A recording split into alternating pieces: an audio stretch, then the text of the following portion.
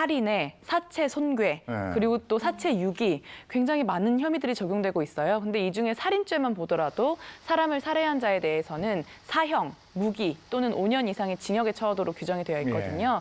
그런데 또 아무런 반성의 태도도 없고 이렇기 때문에 무기징역이 선고될 가능성도 있어 보입니다. 그렇군요. 그런데 이런 말 들은 적 있어요. 본인이 자수를 하면 형량이 좀 감소된다.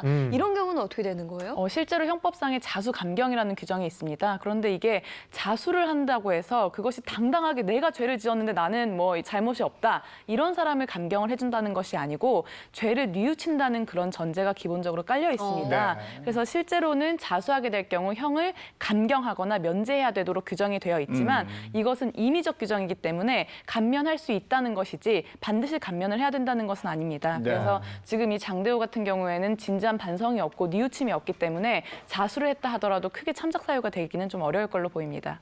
이게 중형이 선고된다 그래도 이게 반성을 할지 이런 생각도 잘 안 들고요.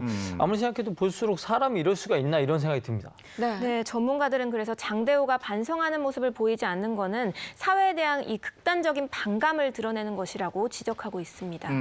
근데 이번 사건 한강 몸통 시신 사건 이거 외에도 다른 흉악 범죄의 경우에도 흉악 범죄 자체도 문제지만 그 이후에 범죄자들이 한 말 때문에 더 큰 상처를 입고 이랬단 말이죠. 네, 맞습니다. 최근에 이 PC방 살인 사건 있었죠. 그 경우에도 살인자 했던 말이 굉장히 충격적이었어요. 맞습니다. PC방 이 살인 사건 피해자도 검찰로 송치되는 과정에서 굉장히 잔인한 말을 했는데요. 네. 영상으로 함께 보시겠습니다.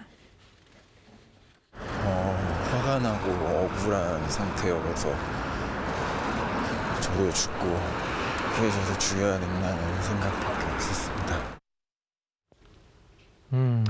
화가 나고 억울하다. 네. 뭐 이런 그 치우다가 이런 문제 피해자 이제 말다툼이 생겨가지고 이런 사건이 벌어졌는데 그래도 그 피해자가 이제 과다출혈로 죽게 된 사건인데 네.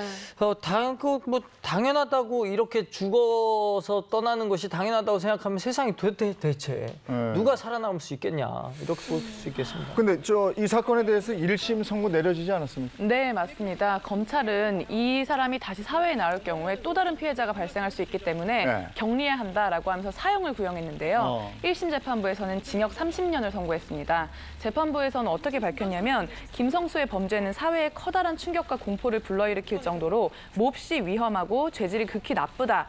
김성수는 성장 과정에 겪었던 가정폭력과 학교폭력으로 불안감을 겪었으나 이를 감안하더라도 엄정한 판결이 불가피하다라고 판시를 했는데요. 1심에서는 김 씨가 살인을 다시 범할 우려가 있다고 하면서 네. 10년 동안 위치 추적 전자장치를 부착하도록 이제 명령을 했습니다. 네.